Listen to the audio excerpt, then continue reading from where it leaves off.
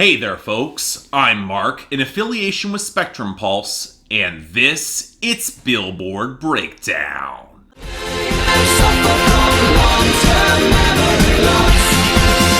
I don't remember. So let's be honest, there's one primary narrative going into this week. I could talk about the mini album bomb unleashed by Ed Sheeran or the other scattered, not particularly good arrivals, but the only reason anyone's paying attention to the Billboard Hot 100 right now, be you in the music industry or outside of it, is the race at the very top, where a record is being tested as we speak, and barring any unforeseen circumstances, could well be broken next week, and all from a song that I thought would flame out in a week or less. Goes to show how much I know. But yeah, our top 10, the matter at hand. Old Town Road by Lil Nas X featuring Billy Ray Cyrus, buoyed off the remix with Young Thug and Mason Ramsey, has now tied the record for the longest number of weeks at number 1 with Despacito by Luis Fonsi and Daddy Yankee in the remix with Justin Bieber, and the original holder, One Sweet Day by Boyz II Men and Mariah Carey. And here's the thing, with Old Town Road, I'm not sure what unseats it now. Yeah, the radio is in free fall and the streaming isn't there in the same way, but the sales are just holding up, and the YouTube margin, it is consistent. Normally songs like this are unseated by the margins, and right now, while Bad Guy by Billie Eilish is the close competition at number 2, it's getting beaten soundly in the sales and the streaming, and so thoroughly outstripped on YouTube that it barely matters. It's got roughly twice the radio support. Maybe she had nabbed the remix of someone capable of selling the whole Bad Guy veneer, like Eminem, instead of fucking Justin Bieber, she could have actually gotten there. Now, as I predicted last week, the reason why this is even a competition, it's linked to our number 3, I Don't Care by Ed Sheeran and Justin Bieber, which got a streaming boost thanks to the album and continues to chase that top radio spot. Likely won't last, it's not a competitor to get higher, but it's making an effort and drawing away attention and ears. Then we got the continued robust success for Señorita by Shawn Mendes and Camila Cabello up to number 4, and it's narrowing that margin fast, which actually overtook Talk by Khalid down to number 5. As the radio finally hit its peak, and with everything else in free fall, this could well be on its way out pretty soon. Now, this is good news for the continued rise of Truth Hurts by Lizzo at number 6. Again, robust success in all categories. This will be a pretty consistent hit for a while. And then we got the expected drop-off for the debut for Goodbyes by Post Malone featuring Young Thug. And while the radio is picking up steam, it's not quite enough to beat the surprisingly large slides in all their categories, especially on YouTube. Then we got 2 songs that are heading out naturally, with Sucker by the Jonas Brothers at number 8 as the radio drips away, and that's really all it has, and Sunflower by Post Malone and Sway Lee at number 9, somehow actually gaining on streaming as it loses in radio and sales. Finally, rising up to number 10, as it also happens to be a hit with everything except sales, No Guidance by Chris Brown featuring Drake. Unfortunately, I can see this sticking around too. Joy. Now here's the thing, even when we take away the drama with Old Town Road and chasing for the number 1 record, it was still a reasonably busy week on the Hot 100, especially looking at our losers and dropouts, where in the latter case we had songs like East Side by Benny Blanco, Halsey, and Khalid, and Look Back at It by A Boogie with the Hoodie leave the chart while clinching their year-end spot, and Good As You by Kane Brown and Girls Need Love by Summer Walker and Drake not getting there. And as for our losers, well, we had the expected loss off the debut for Under the Sun from Dreamville with J. Cole, Luton, DaBaby at 66, but I'll admit that on a week of a possible album bomb, it is striking to see Blow by Ed Sheeran featuring Chris Stapleton and Bruno Mars just collapse down to 73. I know it was the final song on the album, and those seldom get a ton from your average album bomb, but still kind of surprising. Outside of that, Earthquake by Tyler the Creator continues its steady decline to 65, and Cool by the Jonas Brothers crashes at 75. Good. But you know what? Don't feel bad for the Jonas Brothers, because when we flip over to our gains, Only Human has picked up a boost to 87. Not sure if it's going to get a serious singles push, as it basically sounds unfinished, but that is happening. From there, we get the expected boost for Ed Sheeran with Beautiful People with Khalid rising up to 19, and Cross Me with Chance the Rapper and P&B Rock to 25, along with the continued success for Cash It by Megan Thee Stallion featuring DaBaby to 61, and My Type by Saweetie up to 47, along with Someone You Love by Louis Capaldi at 26. The only real surprise here came with Clout by Offset and Cardi B getting a sudden boost to 50 thanks to a good week on streaming and finally getting something of a radio push. So yeah, now apparently that's a thing, but really, it might be too little, too late. And since we got no returning entries and a pretty sizable list of new arrivals, let's get things started off here with number 99, Best Part of Me by Ed Sheeran featuring YEBBA.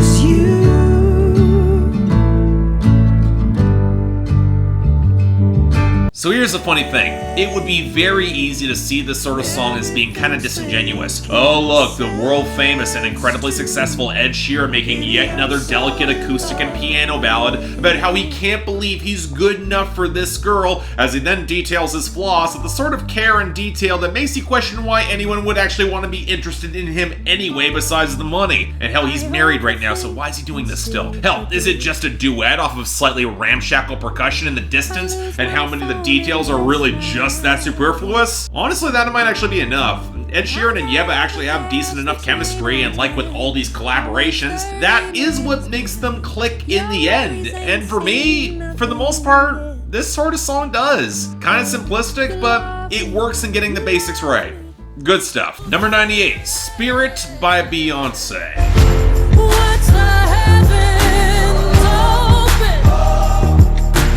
So I'll be very honest, I've got very little interest in the new Lion King project, be it the movie or any attached soundtrack. Hell, that's been a pretty consistent attitude I've had with a lot of the Disney remakes, and considering how much expressiveness you lose in the very much CGI live action, I just have no incentive whatsoever to check it out. And after hearing this Beyoncé cut, look, I see the appeal, but Beyoncé playing the beatific angel just does not enthrall me in the same way as it does when she gets more raw and visceral and human, even if she does touch in the highest notes of her register, which is kind of impressive. And you can tell the song is going for that same swell and surge that the original movie nailed so effectively. The opening vocals in Swahili, the big drums, the soulful gospel swell built off the piano, kind of an odd genre pivot to be honest, and then they tack on that key change to put it over the top. But with lyrics painting in such broad strokes, and Beyoncé not really in a zone vocally that I find all that compelling, yeah, it's fine, but for as much as it's trying to move my soul, I don't know, not quite getting there. Sorry. Number 96, Southbound by Carrie, Underwood.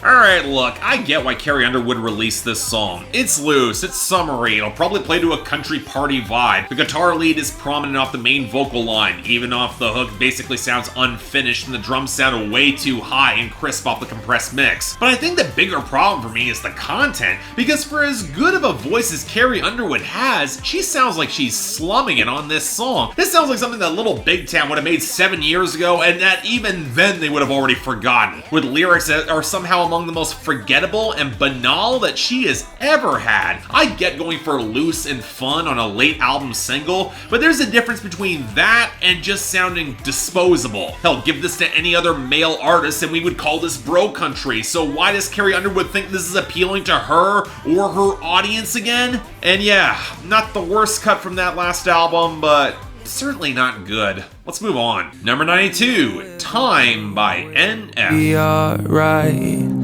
I'll be here waiting, I promise I'm changing. You know, NF keeps notching songs in the Hot 100 for a week or so with impressive regularity, so you'd think that one or two of them might actually stick around and not give me the impression that all the bombast is kind of undercooked and fleeting. Anyway, this is one he wrote about a conflict with his wife. Kind of weird given how much of NF's music gives off the feeling of perpetual virginity, against a cushion of strings, pitched up vocals, and a chopped up hook that doesn't skip how so much of these tones clip the top of the mix. Seriously, I'm either getting a lot more sensitive to bad mixing, or people are just getting really sloppy in the studio here. But okay, my big issue with NF has always been the content and the wordplay, which it's a song where he pleads for time to work through his demons amidst the fights where he's constantly on the verge of wrecking this relationship, which apparently they've known about since the beginning. And to me, while this is the sort of song that's got warning bells all over it, I think the larger part is how relatively drab and milquetoast it all is, especially with any sort of lyrical detail. and when you couple it with relatively underwhelming production, especially coming from NF recently, yeah, not really a fan of it either. I'll pass. Likely forget about this in a day or two. You know how it is. Number 90, Like a Rodeo by Kane Brown. How we go after one touch, became obsessed with the rush. Yeah, love is like a rodeo. I struggle with how I feel about Kane Brown these days. On the one hand, there are points where it seems like he's looking to move to more country tones, his embrace of fiddles and richer tones in the guitar or pedal steel, but then he will utterly compromise any attempt at a decent groove with clunky synthetic percussion that pulls from trap and R&B tones that just don't blend as well as they really should here. And this new single, just another example of that. In this case, tacking on both deeper and higher backing vocals to Kane Brown's natural delivery, along with a whistle and a lot of attempts at smoky atmospherics that I find really hard to like. Look, if you're not gonna care about your own groove, can you at least focus on making sure your tones blend effectively? And Kane Brown sounds so disinterested here. You think a love song that repeats Rodeo so damn often would have some vigor or intensity, but there's none. It's just drab and utterly devoid of atmosphere, thus winding up pretty damn mediocre, if not outright bad. And somehow disappointing. Why am I still giving Kane Brown more chances again? Because this sure as hell isn't worth it. Number 89, Baguettes in the Face by Mustard featuring Nav, Playboi Carti, and a Boogie with the Hoodie. When it come to hoes, I never be the one to save. Keep on throwing ones, these bitches keep on showing ass. So, okay, I've actually been hearing some pretty promising things about the new project from Mustard, where he's now dropped the DJ from before his name after pushing his new album and selling half his catalog to clear his label debts. Pretty ballsy move, but hey, I really dug Pure Water with Migos, and I had the hopes this could be pretty good too, even if the lineup seemed to suggest the exact opposite. And sure enough, that lineup will cripple this song, which despite an okay instrumental from Mustard fusing a fast pick acoustic line to his standard pulsating low end, he's stuck with Nav on the hook in one verse, who apparently doesn't know how to pronounce baguettes. It's not baguettes, Nav, you're Canadian, you live in the GTA. You should know the proper French pronunciation of that, come on. But again, this is a guy who is apparently so disinterested in taking my girl that he's telling guys to get the girls back. He then leaves puddles where he walks. I don't care about how much you drip, that sounds like you wet yourself, and somehow remains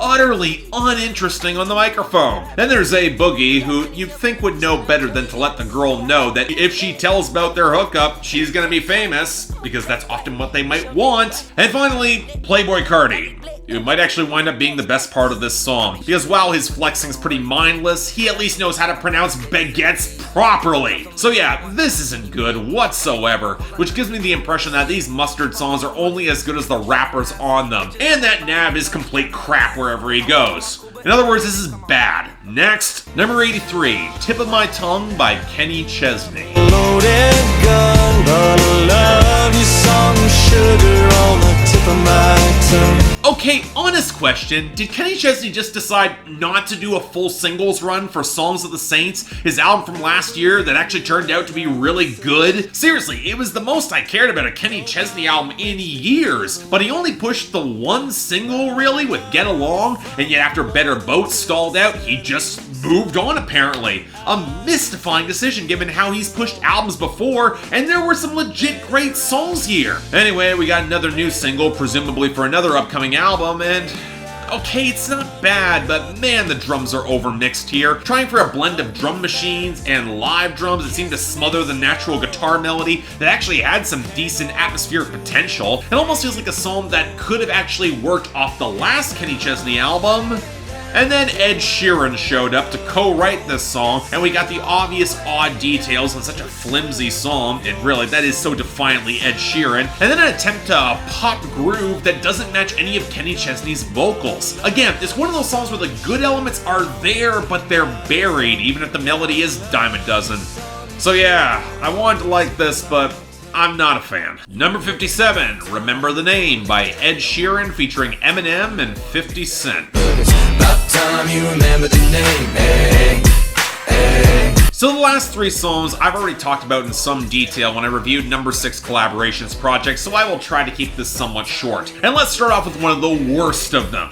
And to make this clear for those people in the back who constantly bitch when I talk about this, in principle, this could have worked. A come-up story rife with swaggering arrogance where Ed Sheeran tries to lean into rapping alongside Eminem. That has potential given both their backgrounds. And while Eminem's wordplay is still more fidgety and occasionally cornier than it should be, why the hell are you talking about splitting your pants, Em? Alongside Ed Sheeran, for what the song is, it's fine. They're probably the best elements here. But then 50 Cent shows up just to brag about how rich he is, and not only does it not fit the vibe, he sounds utterly lost on this song, and by far the weakest part. It almost reminds me of when he showed up on Crack a Bottle, which for me is among Eminem's worst ever songs, and then 50 Cent killed the mood there too. The other factor though, it's the production. And look, that gooey G-Funk synth slathered over the lumbering beat, it could have potentially worked. I see why it could have worked. I've liked this stuff in the past. But then you drop Ed Sheeran's guitar pickup onto the verses, the swagger's just utterly undercut. And despite a pretty catchy hook, the entire song really feels like a mess. And for how much talent is here, along with 50 Cent, that's a real problem. Number 53, South of the Border by Ed Sheeran featuring Camila Cabello and Cardi B.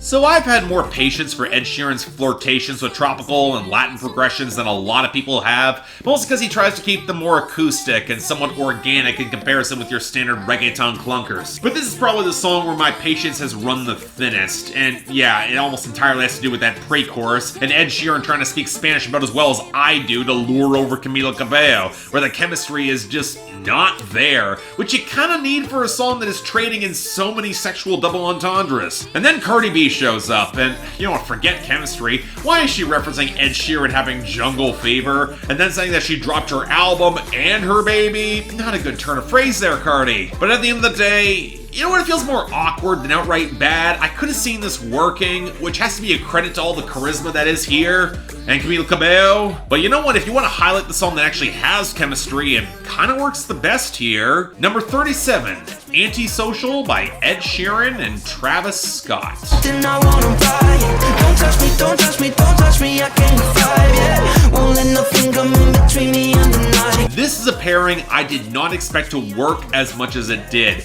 and I gotta give a lot of credit to that gooey, pulsating trap groove that's got more jagged tightness and pushes Travis Scott into a flow that feels a lot more kinetic for him, and that's a good sign. More importantly, these two actually seem to click a little better when it comes to the chemistry on the song, the give and take, even if the broad sentiment is to be left the hell alone. It's darker, it's tighter, but it feels more unstable, and Lonely Misanthropy is a vibe that's worked consistently pretty much for the both of them. It's almost a little bit too lean and direct to criticize much here outside of maybe giving that smoldering guitar a little bit more sizzle or muscle, but off the album, it is one of the collaborations I least expected to work, and yeah, it wound up being a pretty damn solid song. One of the highlights of the album. I like this. Give it a shot. And you know what, in fact, Ed Sheeran's actually getting both the top spots this week, with Antisocial, with Travis Scott getting the best of the week, and Best Part of Me with YEBBA as the honorable mention. Yeah, I'm surprised with that latter one too. Now with the worst, look, I gotta go with Baguettes in the Face from Mustard, Nav, Playboi, Carti, and a Boogie with the Hoodie, almost entirely Nav's fault. And with dishonorable mention going to Ed Sheeran as well with Remember the Name with Eminem and 50 Cent. Again, blame 50, and he's almost entirely responsible for this being here. But next week, will Old Town Road by Lil Nas X break that record, or will the gas finally run out? Tune in then, but until then, I'm Mark, you're watching Billboard Breakdown, affiliated with Spectrum Pulse.